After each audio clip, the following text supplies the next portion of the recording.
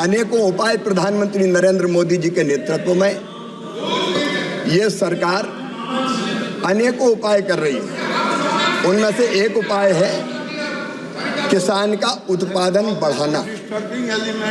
और मुझे बताते हुए प्रसन्नता है कि प्रधानमंत्री जी के प्रयत्नों के कारण देश के अन्न के भंडार भरे हैं। मुझे बताते हुए प्रसन्नता है माननीय अध्यक्ष महोदय कि आज कृषि विकास दर हमारी 4% के आसपास है, लेकिन अन्न के भंडार या फल और सब्जी के विपुल उत्पादन के बाद एक समस्या आती है और वो समस्या है उसके उचित भंडारण की। उचित भंडारण के अभाव में हम जानते हैं कि कई वर्षों तक दूसरी सरकार रही, लेकिन ना वेयर हाउस बने, ना राइपिंग सेंटर बने, ना कोल्ड स्टोरेज बने, ना ग्रेडिंग और साइटिंग की ठीक व्यवस्थाएं की गई। और जब प्रधानमंत्री नरेंद्र मोदी जी ने एक बहुत किसानों के हित में बड़ा कदम उठाया और वो था एग्रीकल्चर इंफ्रास्ट्रक्चर फंड बनाने का। मुझे बताते हुए खुशी है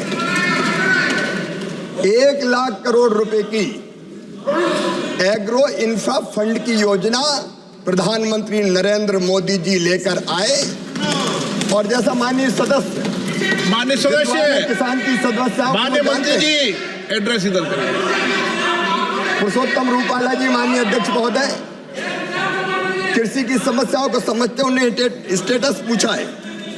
मैं आपको बताना चाहता हूं माननीय अध्यक्ष महोदय, इस योजना के अंतर्गत अब तक पूरे देश में जिनमें लगभग 31 राज्य सम्मिलित है, माननीय अध्यक्ष महोदय कुल मिला के 72,222 संरचनाएं जिनकी लागत 76,305 करोड़ रुपया है, ये पूरे देश में बनाई गई। ये मध्य प्रदेश हो, महाराष्ट्र हो, उत्तर प्रदेश हो, पंजाब हो, राजस्थान हो, आंध्र प्रदेश, तेलंगाना, कर्नाटक, गुजरात, हरियाणा, तमिलनाडु, पश्चिम बंगाल में भी बनाई गई है। छत्तीसगढ़ हो, उड़ीसा, केरल, बिहार, आसाम, झारखंड, जम्मू कश्मीर, हिमाचल, दिल्ली, गोवा, चंडीगढ़, त्रिपुरा, चारों तरफ भंडारण की उचित व्यवस्थाएं की जा रही है। और इसके कारण किसान को औने पौने दाम पे अपने उत्पाद को बेचना नहीं पड़ता। वो जब चाहता है कि कोल्ड स्टोरेज में रखे या वो वेयर हाउस में रखे, रखता है और उचित दाम मिलने पर बेचता है। ये किसान की खेती को फायदे का धंधा बनाने के लिए बहुत बड़ा कदम है माननीय अध्यक्ष महोदय, जिसका लाभ पूरे देश के किसान उठा रहे हैं। रूपाला जी।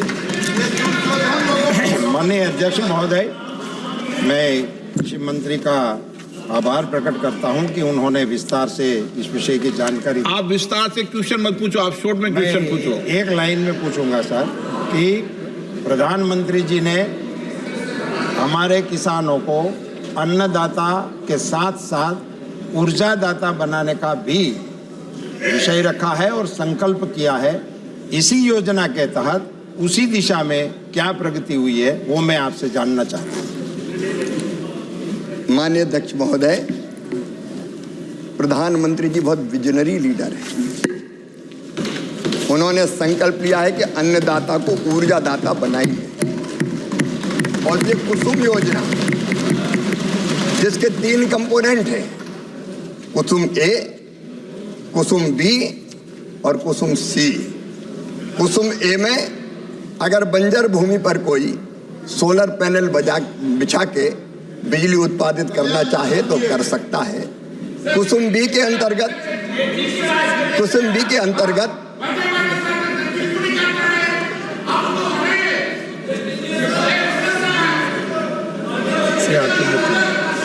अंतर्गत माननीय अध्यक्ष महोदय वो सोलर पैनल अपने खेत में लगा के अपनी सिंचाई की व्यवस्था भी कर सकता है और वो चाहे तो ग्रिड में उत्पादित बिजली देके बिजली बेच के लाभ भी प्राप्त कर सकता है।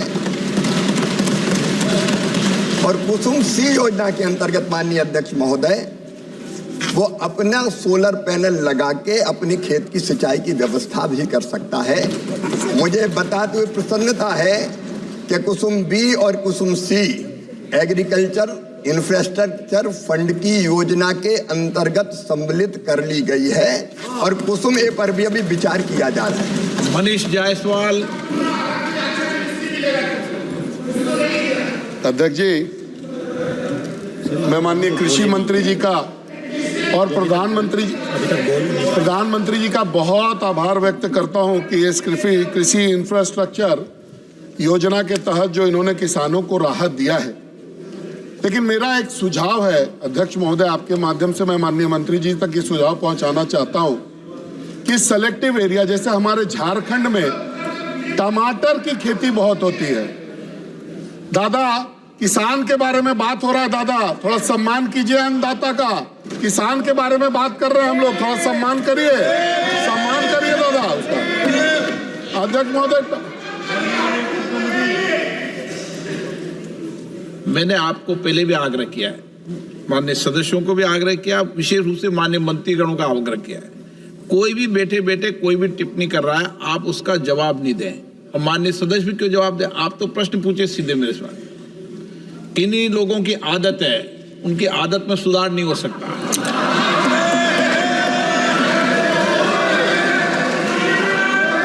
शॉर्ट में ऐसे लोगों को सर अध्यक्ष महोदय थिएटर की संज्ञा दी जाती है। मैंने आपके लिए तो नहीं कहा ना, मैंने आपके लिए तो नहीं कहा ना। अध्यक्ष महोदय, जो सेलेक्टिव एरिया है, जैसे हमारे यहाँ झारखंड में और विशेष करके हजारीबाग में टमाटर की खेती और धनिया की खेती बहुत आयत होती है। अभी टमाटर का शेल्फ लाइफ अध्यक्ष महोदय बहुत कम है।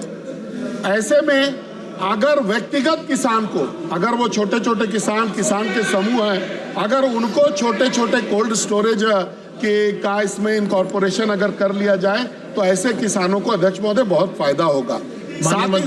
साथ ही साथ मैं एक शब्द और जोड़ना चाहता हूं कि कुसुम योजना में अध्यक्ष महोदय सोलर पंप का तो आपने प्रोविजन किया है, अगर साथ साथ बोरिंग का भी अगर प्रोविजन हो जाए, बोरवेल भी इसके पार्ट अगर बन जाए तो किसानों को अत्यधिक लाभ मिलेगा। अध्यक्ष महोदय, यही मैं आपके माध्यम से मांग करना चाहता हूं। बहुत धन्यवाद।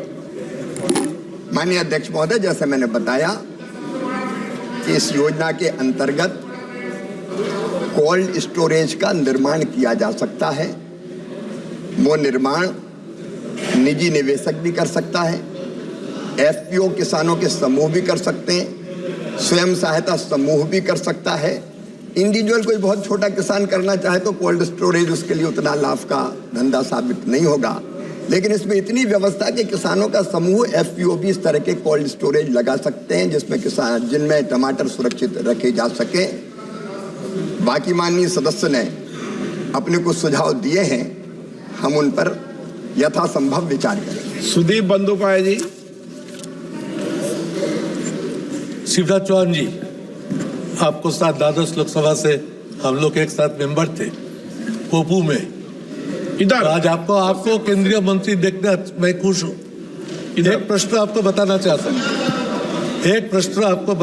हूँ। आप कोल्ड स्टोरेज के बारे में बोलते हैं, किसानों के लिए वो कोल्ड स्टोरेज में जाएंगे,